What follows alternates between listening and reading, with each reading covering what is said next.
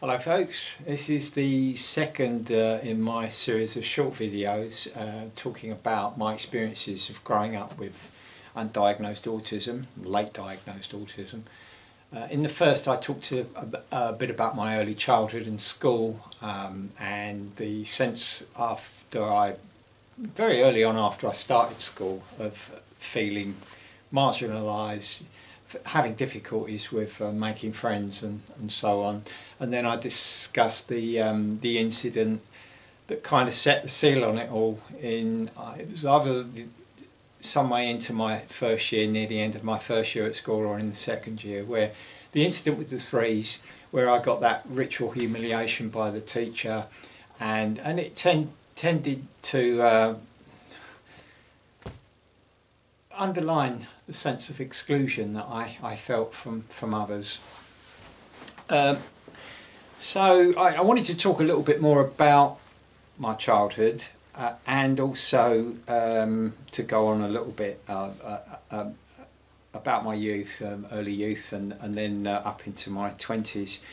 As I said in the first video, school was difficult all the way through. I was bullied in primary school and in secondary school. I went to a secondary school in London and I was there until the age of 14. Following that incident, I really sort of shut down on education. I found school to be a hostile place. I found other people to be either hostile or indifferent towards me, and you know, that was fellow pupils, teachers as well. So I didn't really engage with school. I was the one sitting at the back of the class, staring out of the window all the time. I used to go sick from school quite a lot. There were days where I went to school, but I didn't go in. I just got off the bus and went off for the day, doing something else. So when I said in the first video that I didn't learn very much, I didn't. I didn't have enough of an education to be able to pass any exams at all, if I'd taken any. Maybe, possibly a CSE in English, which was, you know, if I'd have got a grade A at that, it would have been the equivalent of an O level, which is now the equivalent of a GCSE.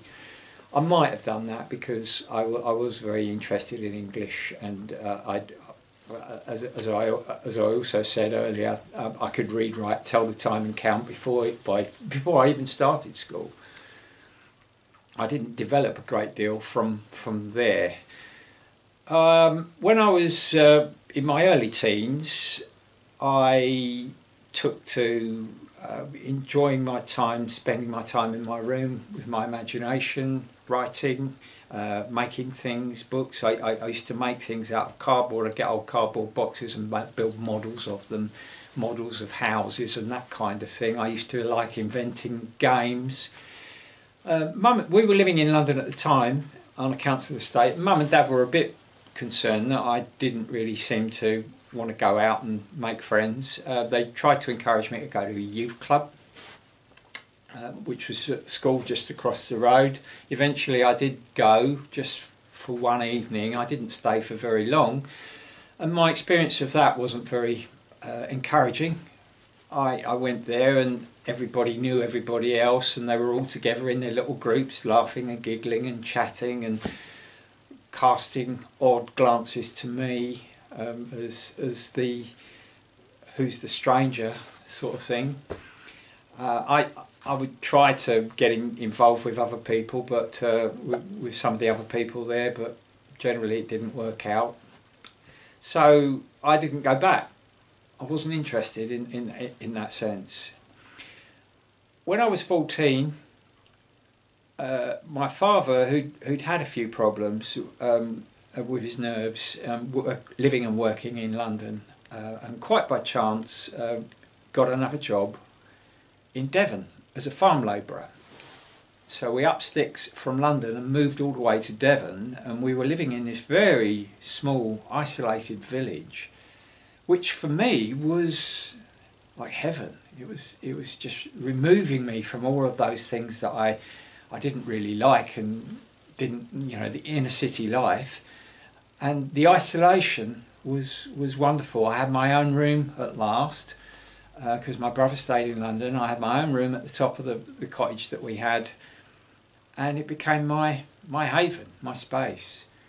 And I stayed in there and carrying on doing the things that I'd always done, you know, inventing stories, making up games, using my imagination. I went to school, finished my schooling down there. I was only at that school for just over a year, and the bullying there was horrendous. It was much worse than in London. The school had a very high catchment area, lots and lots and lots of students, very little discipline, huge class sizes, and I was at a disadvantage because I was coming into the school not knowing anybody, at a time when everybody had been there for 4 years, 5 years, and knew everyone and knew the ropes. Not only that, I was from London, so I was a foreigner almost in that sense, and of course I had undiagnosed autism on top of it. But you know, that was something that was something else. That was something for the future. So yeah, I was bullied quite badly at that school, and eventually left because of a beating. I got beaten up in the playground one lunchtime, and I had my cheekbone smashed. There was a shorter boy came up behind me and punched upwards and smashed my cheekbone. I was lucky not to lose that eye, as it transpired. And after that, Dad said, he made the decision, but well, Mum and Dad made the decision, you're not going back to that place. And I didn't. And for 6 months I had total freedom before I actually started a job, and it was wonderful. I would go out every day with the dog and we'd walk the fields and hills around where I lived, just for the whole day and not see anybody. And then I started work. I didn't have any qualifications. The job I got was as a cellarman on a cider farm, a tiny cider farm in a local village, family-run concern, and I was earning basically farm labourers' wages, which weren't very much at the time. Well, still aren't very much, but you know, back then in the mid-70s, I think I was started on, I think it was about £25 a week. Anyway, it became apparent to me then, transitioning into the world of adults. I'll rephrase that. It didn't become apparent to me, but looking back on it now, it is apparent. I was incredibly emotionally immature, as well as being uneducated and immature in other respects. I was working with adults for the first time that I didn't know, and I'm sure I must have been seen as childish and green and naive and a bit stupid, which is essentially what I'd been conditioned to believe I was from school, stupid.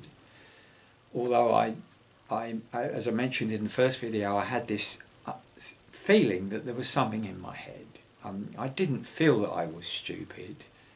I just accepted it because other people seemed to think so. So I was at that job for 3 years, and then my father lost his job on the farm, and we moved to Kent, where I've lived ever since, because he got a job in a factory nearby, and so that was another huge move. And I started work when we got to Kent as a salesman in electricity board showrooms, a job that I was absolutely hopeless at because there was an element of manipulation involved in the whole selling thing, and I just couldn't do it. I couldn't do it. I couldn't take people into my confidence in that way. I felt it was a very false thing, but it was a job. It was something that I could do, and I eventually moved from there to working in the offices, and then I had a whole string of office jobs, and basically dead-end jobs, low-paid jobs, which you could say has continued right up to the present day. I've had 35 jobs now, and I'm coming up for retirement next year. But anyway, yes, and it then did become apparent to me when I started work as the salesman, working with a more sophisticated group of adults, should we say, that I was very definitely emotionally immature, very much childish in my ways and my attitudes. But I still had this idea that I had something. I don't know what it was that drove me to it, but I decided I've got to find out some way. I didn't fancy doing any education courses at the time, catching up on my education. It just wasn't something, because I'd had such a bad experience at school, it wasn't something that I felt like I wanted to do. So I thought one day I noticed in a newspaper they were advertising for IQ tests. It was Mensa, and they were conducting these tests in London. So I thought, oh, I'll take one of those. And I went up and I took this test at Birkbeck College. I'm not expecting anything very much from it, because some of the questions obviously required a level of mathematical knowledge that I didn't have. They required a knowledge of geometry and trigonometry, and I didn't have that knowledge, so a lot of that was based on guesswork. My answers to those questions were really guesswork. That's all I could do. So yeah, I didn't hold out an awful lot of hope, but as it turned out, I got a letter saying that inviting me to join Mensa. And telling me what my IQ score was, and it was, I was quite astonished, but at the same time I felt vindicated in a sense. I thought, you know, I knew there was something there. So for the next few years, up till my late 20s, I decided, well, as I've got a brain, I might as well try and use it, and I set to making up for lost time and learning things. You know, I was surrounded by, at one point, teach yourself books, and I was teaching myself this and teaching myself that, and I was just getting bits and pieces of each thing and not really progressing anywhere. It was just like I was suddenly confronted by my lack of knowledge and education, and wanted to make up for all of it, and I didn't know how to handle and control any of the learning process, and so it was quite overwhelming, but I did manage to complete what was basically an O-level in English for a correspondence course. And then I signed up. I thought, well, I'm going to try and get to university, but I didn't have any A-levels. I decided I wanted to read English, and I wrote to a few local colleges, but they said, sorry, we won't take you without any A-levels. And then my local university, the University of Kent, it started its first access course for adults, which was a night school that went over one academic year. Once a week I would go along, and there were 3 subjects being covered: English, sociology and history. And I did that course. I wrote some essays, I did some reading, and I applied to the university, and in October of 1987 I started a full-time degree course at the age of 28. I was 10 years older than the typical cohort, 18-year-olds, and so therefore I was a bit distanced from them. They tended to refer to me as Dad or Granddad. A couple of them even called me, even though I was quite young. But so I didn't really find any common currency with any of those. And at the other side of it, the mature students, I was incredibly immature still, emotionally immature. I'd educationally backward, you know, I didn't have as much knowledge as a lot of them had, you know, accrued. Most of them had been through school and done quite well at school and got the necessary qualifications and have worked in the wider world and had that life experience that I didn't have. So I really was a little bit outside of the mature student cohort as well. It was in a bit of a no man's land, but the thing is, I was there to get an education, and that's all that really mattered for me, and I just had to work incredibly hard, hours and hours and hours a day for those 3 years. It was the hardest thing I ever did, but it was at the same time the greatest thing I ever did, and it completely changed my life. But yeah, I didn't have much of a social life. So anyway, that takes me up to covers a bit more of the ground from my early childhood and my youth, and takes me up to where I was then. At the age of 30, graduated, back into the world, and the next video will cover what happened next. Thanks for listening.